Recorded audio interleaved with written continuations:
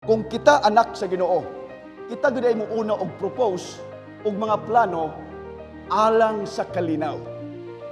Dili kay kita mo isinugdanan sa kagubot.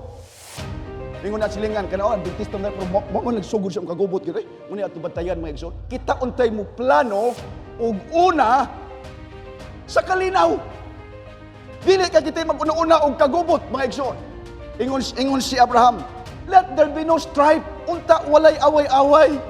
Bisan sa tong simbahan, dunay tigulang sa iglesia. Ang atong mga ministro mao'y mag-una og plano, mao'y maghatag og mga proposal na adunay kalinaw sa ato nga simbahan. He said, between you and me, between my herdsmen and your herdsmen. Kaya nga naman, ingon ni Abraham, usa ka lig-on nga rason. For we are brethren.